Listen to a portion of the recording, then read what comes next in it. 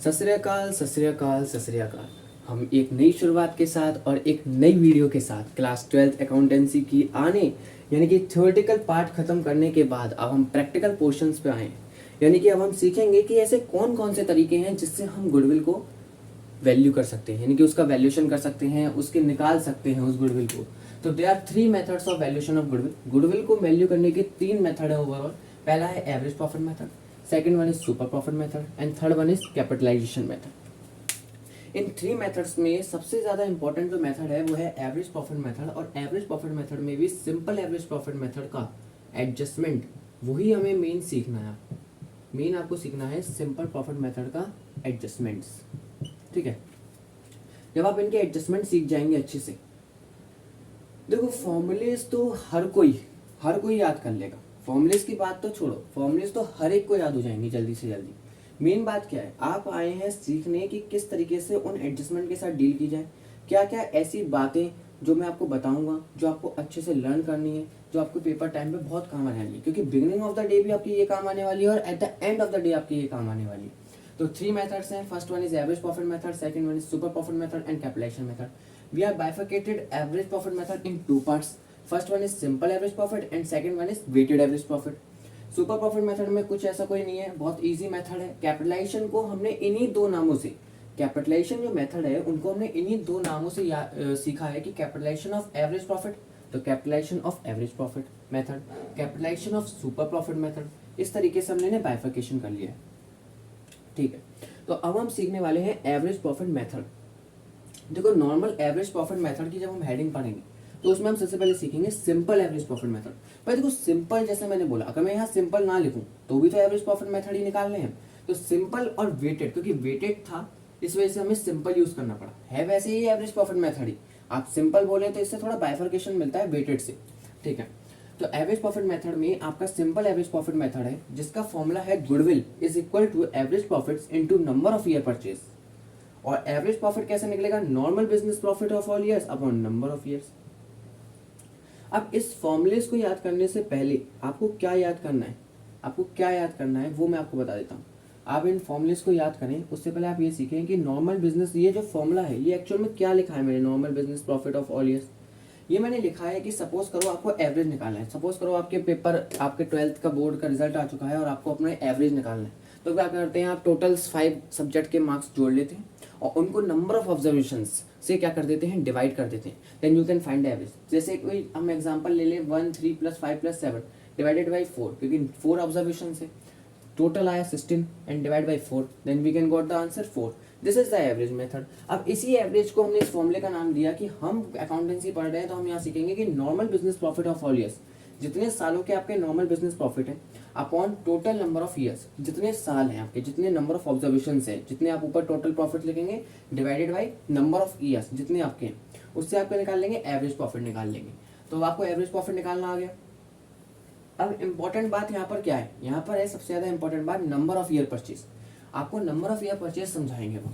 तो I hope you all are clearly understand कि ऐसे कौन कौन से तरीके हैं जिससे हम गुडविल को वैल्यू कर सकते हैं, यानी कि गुडविल निकालने के मोटे मोटे 3 तरीके, average profit, super profit and capitalization. तो थोड़ा सा रिवाइज करते हैं जो हमने यहाँ लिखा है कि सबसे पहले हमने हेडिंग क्या पढ़ रहे हैं, हम method of valuation of goodwill. Method of valuation of goodwill में हमने 3 टाइप के मेथड है। There are 3 types of valuation of goodwill. पहला है average profit method, second one is super profit method and third one is capitalization method. Average profit को we are bifurcated to 2 और उसमें वर्गीकरण किया गया है, या आप कह सकते हैं डिवाइड किया गया है, फर्दर क्लासिफिकेशन किया गया है। First one is simple average, second one is weighted average. Super profit and then capitalization को 2 भागों में बाइफरकेशन किया गया है, डिवाइड किया गया है, क्लासिफाई किया गया है, capitalization of average profit and capitalization super profit. जो आपको पहले 2 फॉर्मूले याद हो गए तो तीसरे के तो आपको बाइफरकेशन खुद याद हो जाएंगे, क्योंकि कैपिटलाइजेशन ऑफ एवरेज प्रॉफिट है और कैपिटलाइजेशन ऑफ सुपर प्रॉफिट है। हमने स्टार्ट किया सबसे पहले मेथड से, that is average profit method, जिसमें भी हमने उसमें कौन सा बाइफरकेशन वाला, कौन सा हमने क्लासिफाई स्टार्ट किया, simple average profit method. Simple average profit method को निकालने का मतलब बिल्कुल सीधा सा है कि goodwill is equal to average profit into number of year purchase. Average profit का फॉर्मूला क्या हो जाएगा, नॉर्मल बिजनेस। अब उसमें से आपको पार्ट उठाने, सबसे पहले आपने एवरेज प्रॉफिट निकालना सीखा कि normal business profit of all years, जितने सालों के आपके प्रॉफिट दे रखे हैं ईयर एंडिंग के, उसको आप जितने नंबर ऑफ ईयर्स हैं उनसे आप क्या करें, डिवाइड करें। Then you will find average profit. अब यहाँ पर हम सीखने जा रहे हैं नंबर ऑफ ईयर परचेज। ये सबसे ज़्यादा इंपॉर्टेंट एक लाइन है, एक फॉर्मूले में, ये आपके क्वेश्चंस में डायरेक्ट दी होती है, ये क्वेश्चंस में आपकी डायरेक्ट गिवन होती है, पर अभी तक किसी को इसका मेन मतलब नहीं पता चला है कि नंबर ऑफ ईयर परचेज होता क्या है। तो हम इसी को समझने जा रहे हैं, number of year purchase. Number of year purchase के बारे में हम समझेंगे। देखो, नंबर ऑफ ईयर परचेज का मतलब क्या है। नंबर ऑफ ईयर परचेज, अगर मैं इसको डेफिनेशन दूं तो हम इसी से स्टार्ट करेंगे इसकी डेफिनेशन, जैसा इसका नाम है, number of year purchase means number of years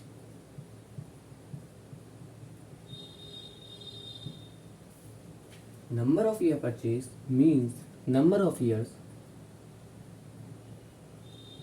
for which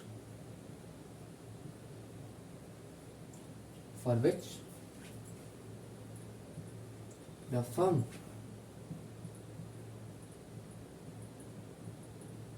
is likely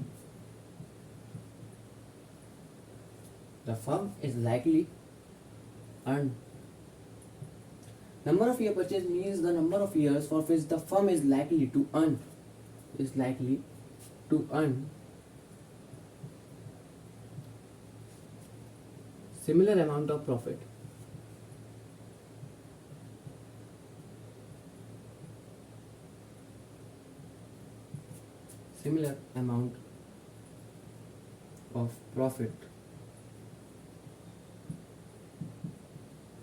after changing ownership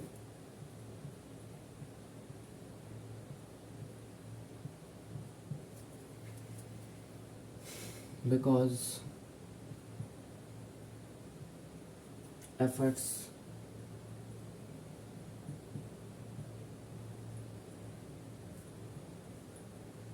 puts in the past.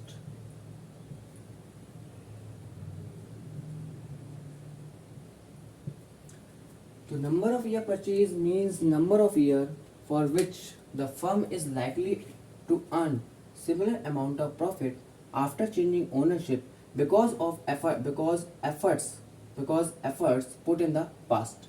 अब इस डेफिनेशन का मतलब क्या है भाई? नंबर ऑफ ईयर परचेज को अगर हम देसी भाषा या फिर एक नॉर्मल लैंग्वेज में हम समझे अपने शब्दों में कि नंबर ऑफ ईयर परचेज का मतलब है कि कितने सालों तक एक व्यक्ति जब किसी की गद्दी को जो उसने मेहनत से कमाई है वो दूसरे को दे देता है कुछ पैसों में, और देने के बाद क्या करता है, देने के बाद वो बिना एफर्ट्स लगाए, वो व्यक्ति जिसने खरीदी है वो व्यक्ति बिना एफर्ट्स लगाए कितने सालों तक उससे प्रॉफिट अर्न कर सकता है। कहने का मतलब सीधी सी बात है कि एक व्यक्ति ने दूसरे व्यक्ति की क्या खरीदी, ओनरशिप खरीद ली, और खरीदने के बाद जब वो उसका बिजनेस खरीदने गया, उसने खरीदा, उसने कहा मैं अब एफर्ट्स नहीं डालूंगा, मेरे द्वारा जो उसके द्वारा लगाए गए पास्ट में एफर्ट्स हैं उसी का यूज करके आपने प्रॉफिट जनरेट कर लिया बहुत सालों तक, वही क्या है आपका नंबर ऑफ ईयर परचेज।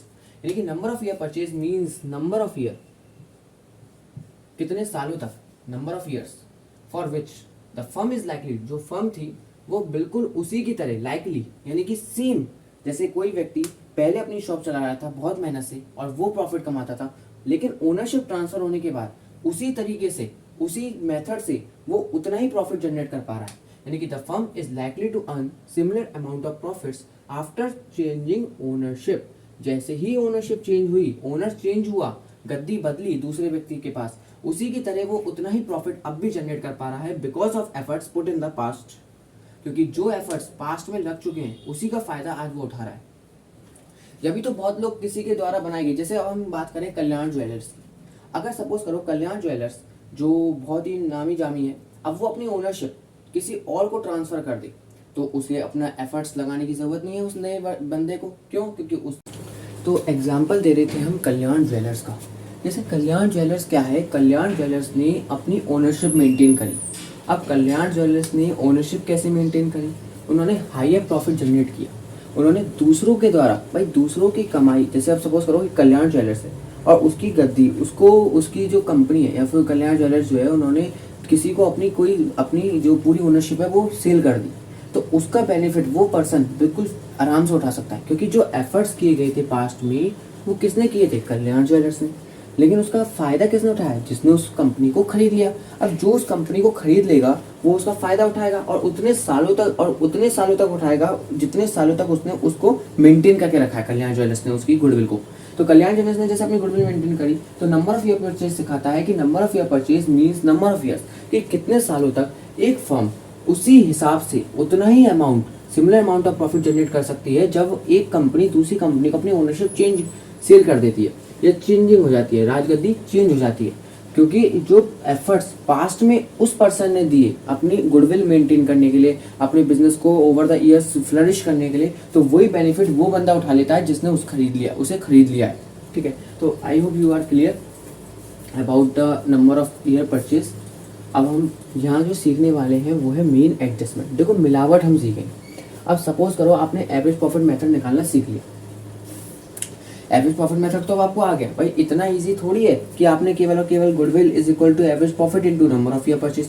आपने एवरेज प्रॉफिट का फॉर्मूला लगाया normal business profit of all years upon number of years.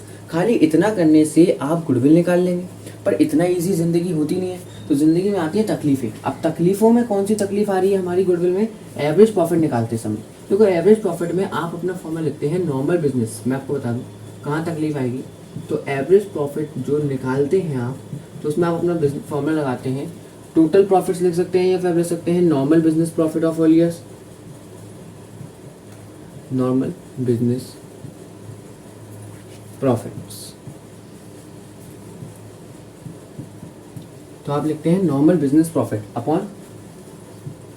Upon number of years, ये आप लिखते हैं।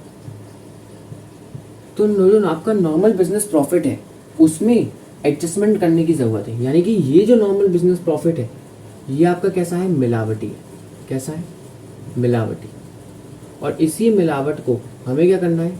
सही करना।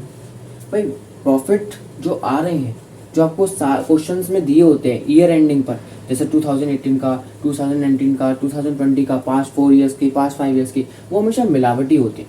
और उनके बराबर में एक कोष्टक में कह लो या ब्रैकेट्स में कह लो, आप क्या कह सकते हैं, उसमें क्या ले रखे होते हैं? एडजस्टमेंट दे रखे होते हैं। और उन्हीं एडजस्टमेंट के साथ जब आप डील करके जाते हैं तो आप नॉर्मल बिजनेस प्रॉफिट में जो मिलावटी प्रॉफिट है उससे एक प्योर प्रॉफिट जनरेट करते हैं। तो हम सीखते हैं कि कौन कौन से ऐसे नॉर्मल बिजनेस प्रॉफिट में ऐसे एडजस्टमेंट हमें करने की ज़रूरत है जो उस मिलावट को क्या कर देगा? ख़त्म कर देगा बिल्कुल तरीके से। यानी कि आप समझ गए कि जो आपको क्या होता है क्वेश्चन में, आपको कैसे होता है मैं आपको बताता हूँ। आपको प्रॉफिट फॉर द ईयर दे रखा होता है, प्रॉफिट फॉर द ईयर। तो जब आपको प्रॉफिट फॉर द ईयर दे रखा होता है वो आपको क्वेश्चन में क्या होता है? गिवन होता है। ठीक है, पर आपको क्या करना होता है? एडजस्टमेंट करने होते हैं। यानी कि ये जो प्रॉफिट फॉर द ईयर है जो आपको क्वेश्चन में मेंशन है, तो वो कैसे हैं आपके लिए? मिलावटी।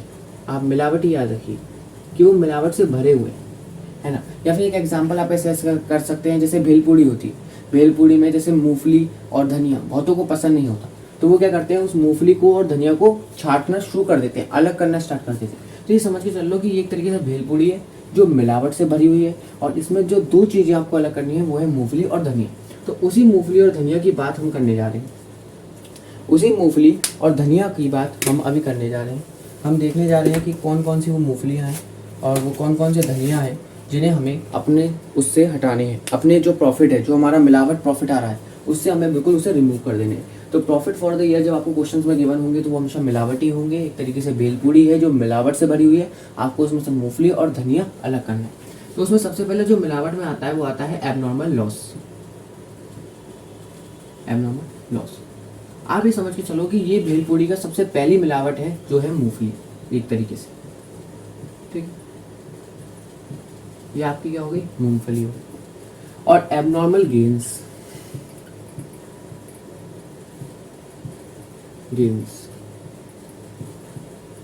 जो आपके लिए क्या हो गया? एक तरीके से धनिया। यानी कि कुल मिलाकर आपको एक एबनॉर्मल लॉस और एबनॉर्मल गेन के एडजस्टमेंट करने हैं। जो आपकी जो प्रॉफिट फॉर द ईयर है, जो मिलावटी है, जो भेलपूरी मिलावट से भरी हुई है, उस मिलावट को हटाने के लिए ये जो दो चीज़ें हैं, आपका मूंगफली और धनिया, जैसे ही आपने ये रिमूव की अपने भेलपूरी से, अपने प्रॉफिट्स में से, आपको क्या मिलेगा? आपको एडजस्टेड प्रॉफिट मिलेगा। क्या मिलेगा? Adjusted profit. अब एबनॉर्मल लॉस कौन कौन से हो सकते हैं? वो मूंगफली कौन कौन सी हो सकती है, किस किस तरीके की हो सकती है? तो वो आपको इस तरीके से देखने को मिलेगी। आप अपने एक ब्रैकेट बना लीजिए जिसमें आपको पता चलेगा कि ऐसी कौन कौन सी मूंगफली है, फिर पॉइंट में डाल लीजिए कि कैसी कौन सी होती है। तो सबसे पहले हम लिख सकते हैं जैसे लॉस बाई फायर,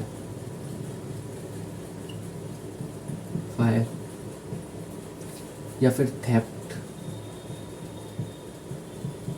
ठीक है। सेकंड हो गई आपकी इंटरेस्ट पेड,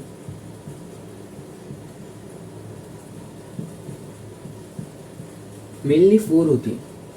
थर्ड हो गई आपकी डिविडेंड पेड,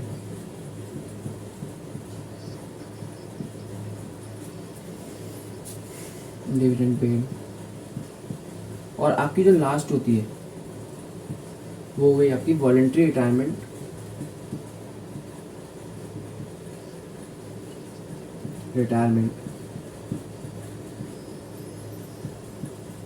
कंपनसेशन।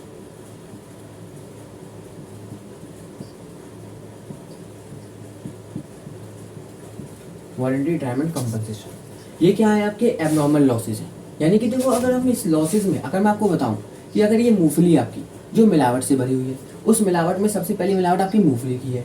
अगर इस मूंगफली को आप समझें तो, और आपको इसका एडजस्टमेंट सही करना चाहें, तो आप क्या कीजिए? वैसे तो आप कहेंगे कि ये लॉस है, तो एक्चुअल में माइनस होना चाहिए, पर ये लॉस आपका नॉर्मल लॉस नहीं है भाई। अगर इस एबनॉर्मल लॉस को हम समझें और इसमें से हम ए बी को गायब कर दें, एफ को गायब कर दें, तो हम क्या पाएंगे? Normal loss. अगर ये नॉर्मल लॉस होता तो लॉस क्या होता है आपका? माइनस। अगर ये आपका नॉर्मल लॉस होता तो एक्चुअल में क्या करते इसे हम? माइनस करते इस एबनॉर्मल लॉस को। पर ये आपका नॉर्मल लॉस तो है नहीं, ये आपका नॉर्मल लॉस तो है नहीं, ये आपका कैसा लॉस है? एबनॉर्मल। तो जो लॉस एबनॉर्मल है, यानी कि कभी कभार आने वाला, कभी कभार होने वाला, तो उसको सही करने के लिए आप इसे क्या कर देंगे? प्लस कर देंगे। और एबनॉर्मल गेन जो आपके क्या है? गेन क्या है? इनकम।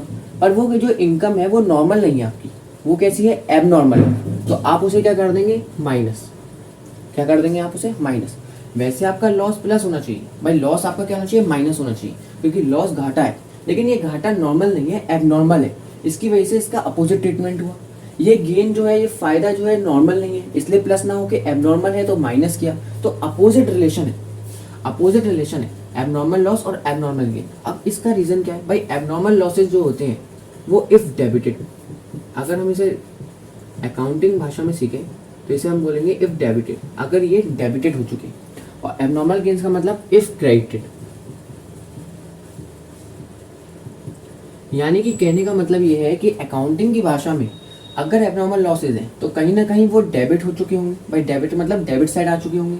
अगर वो एबनॉर्मल गेन है तो कहीं ना कहीं वो क्या हो चुके होंगे? आपके क्रेडिट हो चुके होंगे। तो आप इनके इफेक्ट को नलीफाई करने के लिए, इनका ट्रीटमेंट अपोजिट करते हैं। इफ डेबिटेड हुए यानी कि वो डेबिट साइड दिख रहे हैं, यानी कि उसका ट्रीटमेंट करने के लिए आपने उसे क्या किया? प्लस।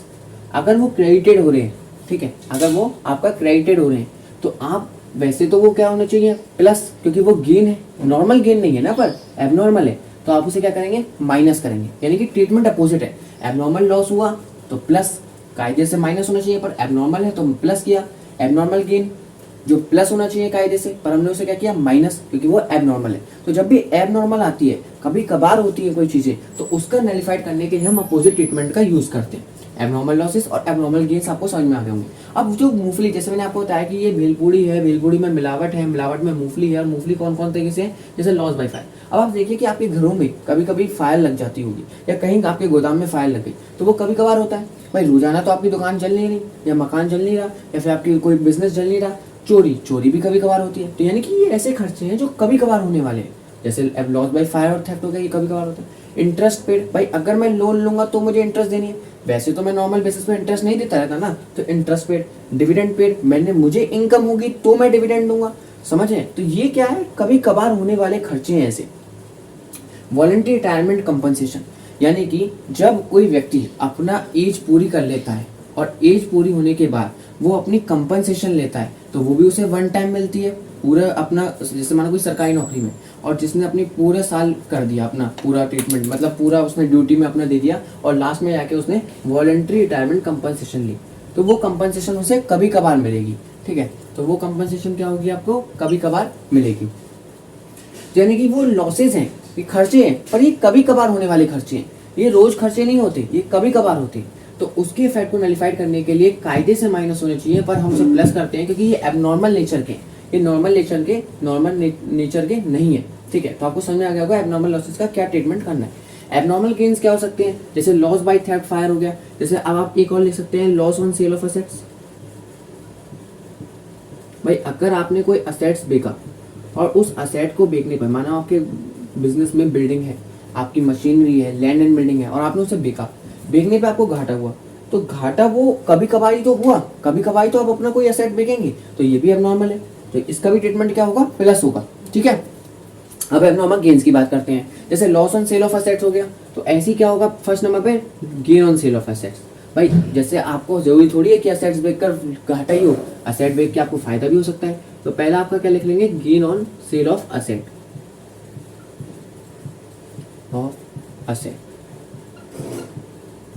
सेकंड इंटरेस्ट रिसीव्ड, जैसे वहां इंटरेस्ट पेड लिखा है आपने, interest received. Third one is dividend received.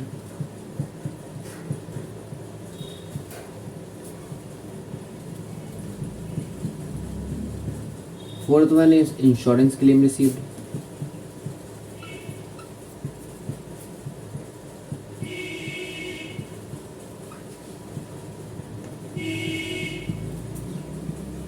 And fifth one is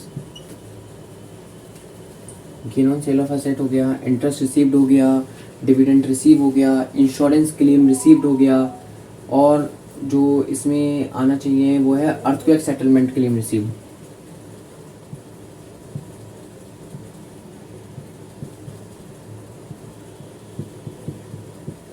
earthquake settlement claim receive, earthquake settlement claim receive. तो आपको समझ में आ गया होगा कि इनका अकाउंटिंग ट्रीटमेंट में क्या होता है। भाई ये नॉर्मल नहीं है, तो नॉर्मल लॉस नहीं है, अब ये खर्चा है। अब आप सोचना, जब आप पढ़े और आपको ऐसे एडजस्टमेंट देखने को मिले और जो आपको मिलावट प्रॉफिट मिले, सबसे पहले आपको ईयर एंडिंग दे रखे होंगे, फिर आपको प्रॉफिट देंगे, तो आप समझना वो मिलावट है। और मिलावट में आपको दो चीज़ें सही करनी है, एक आपकी मूंगफली, एक आपका धनिया। मूंगफली के अंदर आपको क्या हो सकता है, आपको मूंगफली में याद रखना है कि आप ऐसे सकते हैं कि वो एबनॉर्मल लॉस है। अब वो लॉस है, खर्चा है, तो खर्चा माइनस होता है, पर वो लॉस नॉर्मल नेचर का ना हो के एबनॉर्मल नेचर का है, तो आप उसे क्या करेंगे, प्लस करेंगे, अपोजिट ट्रीटमेंट। एबनॉर्मल गेन, अभी आप कहेंगे गेन है, ये तो इनकम है, पर ये नॉर्मल नेचर की नहीं है ना, ये एबनॉर्मल है, तो ये क्या होगी, माइनस। जैसे हमने आपको सिखाया, जैसे यहाँ पर अब आपने असेट बेचा, तो आपको बेचते हैं तो आप कभी कभार ही लाभ कमाएंगे। भाई असेट्स का बेचना कभी कभार होता है, ये रिकरिंग नेचर नहीं है। इंटरेस्ट आपको कभी कभार मिलती है, डिविडेंड आपको कभी कभार मिलता है, इंश्योरेंस क्लेम आपने कभी कभी अपना इंश्योरेंस कराया तो उसका क्लेम आपको कभी कभार मिलेगा। And fifth one is earthquake settlement, जैसे अर्थक्वेक आया और अर्थक्वेक आने से आपको जो सेटलमेंट में रिसीव हुआ है क्लेम, तो वो भी आपको कभी कभार होगा, अर्थक्वेक सेटलमेंट क्लेम रिसीव। तो आपने एबनॉर्मल लॉसेज और एबनॉर्मल गेन्स को क्या समझ लिया अच्छी से, जो आपके एडजस्टमेंट में काम आएंगे। तो आपने समझ लिया कि किसको आपको प्लस करना है और किसको आपको माइनस करना है। अब यहाँ पर आपको कुछ और चीज़ें, जैसे इनके अलावा एक आध चीज़ें और होती हैं जिसकी समझने की बहुत ज़रूरत है, जो आपको आसानी से समझनी पड़ेगी।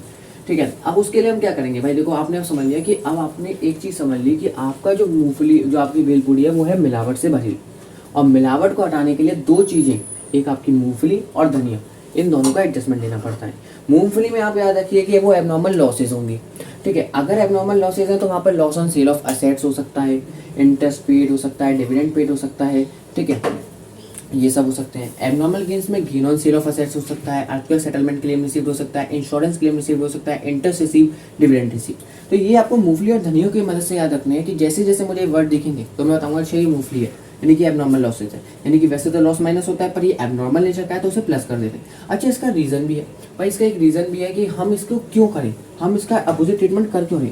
तो ये इसका जो आंसर है वो केवल एक क्लास 11th में जब आपने ट्रेडिंग और P&L अकाउंट बनाना सीखा हो तो वहाँ से इसका थोड़ा सा लॉजिक निकल के आता है। Trading and profit and loss आपने सोल प्रोप्राइटर का सीखा होगा, तो वहीं से उसका आंसर निकल के आता है कि भाई सपोज करो एबनॉर्मल लॉस है, कभी कभार होने वाला खर्चा है, पर आपने उसे क्या कर दिया, मैंने लिखा था ना उसके आगे इफ डेबिटेड, तो डेबिटेड और क्रेडिटेड, ठीक है। और एबनॉर्मल गेन्स में मैंने क्या लिखा था आपका इफ क्रेडिटेड। तो अगर देखो अगर वो डेबिटेड है, इफ डेबिटेड मैंने लिखा था कि इसका मतलब क्या है कि अगर वो डेबिट साइड दिख रहा है, सपोज करो कोई खर्चा ऐसा है ना, जैसे loss on sale of assets मैंने बोला, और मैंने बोला वो 10,000 का ऐसा कोई खर्चा है, ठीक है, जो आपका इफ डेबिटेड हो चुका है, कायदे से ये यहाँ नहीं आना चाहिए भाई। अगर ये नॉर्मल लॉस होता, ये रिकरिंग नेचर का होता तो ये आता, पर ये नॉर्मल लॉस तो है नहीं, ये नॉर्मल नेचर का तो है नहीं। अगर ये नॉर्मल नेचर का नहीं है और फिर भी ये यहाँ दिखाई दे रहा है, इसका मतलब इसका ट्रीटमेंट सही करने के लिए, क्योंकि हमें क्या करना है, इसका ट्रीटमेंट सही करना है, और इसका ट्रीटमेंट सही करने के लिए हमें क्या करना पड़ेगा, इस 10,000 को यहाँ से हटाकर यहाँ पर लाना पड़ेगा, यानी कि जो आपने माइनस किया है वो आपको प्लस करना पड़ेगा, ठीक है। तो जिससे इसका इफेक्ट क्या हो जाए, नलीफाइड हो जाए, इसका इफेक्ट क्या हो जाए, नलीफाई हो जाए। समझ में आ गई? तो आपको समझ में आ गया होगा कि हमने क्यों एबनॉर्मल लॉसेज में माइनस की जगह प्लस किया, क्योंकि वो लॉस नॉर्मल नेचर का नहीं है। अगर ये लॉस नॉर्मल नेचर का ना है तो एबनॉर्मल नेचर का है। अगर वो डेबिटेड है, इफ डेबिटेड कर रखा है, तो यानी कि वो नॉर्मल नेचर का तो है नहीं, इसका मतलब वो यहाँ नहीं आना चाहिए। अगर पर फिर भी इसे यहाँ दिखाई जा रहा है इफ डेबिटेड हो रहा है, तो इसका इफेक्ट यहाँ पर माइनस है, और इसके इफेक्ट को माइनस को खत्म करने के लिए एक बार प्लस करना पड़ेगा, और माइनस प्लस होते हैं तो वहां से इफेक्ट नलीफाई हो जाता है, यानी कि अल्टीमेटली इसे प्लस करना पड़ेगा। सेम कहानी एबनॉर्मल गेन के साथ है भाई। अगर मानो कोई gain on sale of assets का एग्जांपल ले, और हमें मानो कोई असेट बेचकर 5,000 का फायदा हुआ, पर भाई वो तो कभी कभार असेट बेचा, यानी कि वो गेन कैसा है, एबनॉर्मल गेन है, कभी कभार होने वाला फायदा है। तो अगर वो इफ क्रेडिटेड है, इसका मतलब क्या है कि वो यहाँ नहीं आना चाहिए भाई। वो गेन ऐसा है जो एबनॉर्मल है। हम यहाँ क्या रिकॉर्ड करते हैं, नॉर्मल नेचर के लॉसेज और गेन्स, ये एबनॉर्मल गेन है, तो इसका इफेक्ट एक बार क्या हो चुका है, प्लस, और इसके इफेक्ट को खत्म करने के लिए, नलीफाइड करने के लिए हम क्या करेंगे अब इस बार, माइनस, तभी तो इफेक्ट खत्म कर पाएंगे। इसलिए ट्रीटमेंट अपोजिट किया जाता है। ट्रेडिंग और पेनल अकाउंट में नॉर्मल और रिकरिंग नेचर रोजाना होने वाले खर्चे और फायदे रिकॉर्ड किए जाते हैं, ना कि कभी कभार होने वाले। इस वजह से अगर ये कभी कभार आ जाते हैं यहाँ पर, तो इनका इफेक्ट दूसरी जगह जाके उसको नलीफाई किया जाता है। अगर एबनॉर्मल लॉसेस है तो वो माइनस है, तो उसे क्या करना पड़ता है, प्लस, और अगर वो एबनॉर्मल गेन्स है जो प्लस साइड दिख रहा है, उसको खत्म करने के लिए क्या करते हैं, माइनस। तो I hope you are clearly understand the logic behind of abnormal losses and abnormal gains के। आपने लॉजिक बहुत अच्छे से समझ लिए होंगे कि क्यों हम इसको माइनस का प्लस कर रहे हैं और प्लस का माइनस कर रहे हैं। आपको अच्छे से समझ में आ गया होगा। बस 2 से 3 पॉइंट और एडजस्टमेंट में है, जिससे आपका एवरेज प्रॉफिट मेथड आपका पूरा क्लियर हो जाएगा। A to Z एडजस्टमेंट आपकी क्लियर हो जाएंगी, जिसमें 2 और चीज आपको बहुत अच्छे से सीखनी है भाई। एक है आपका कैपिटल एक्सपेंडिचर, इतने तो आपको याद रखने है ना भाई। देखो आपको नॉर्मल नेचर का खर्चा तो एकदम पता चलेगा, जैसे मैंने बोला इंश्योरेंस क्लेम रिसीप्ट, तो वो तो आपका एबनॉर्मल गेन है, क्योंकि इंश्योरेंस कराया तो उस पर क्लेम मिला। समझ में आ रही है? कुछ अगर टेरिटी हो गई तो उस पर क्लेम मिला। लेकिन मैंने बोला इंश्योरेंस प्रीमियम तो आप रोजाना कहीं ना कहीं महीने भर रहे हैं, तो वो तो नॉर्मल नेचर का हो गया, और नॉर्मल नेचर का खर्चा माइनस होता है। समझ में आ गई?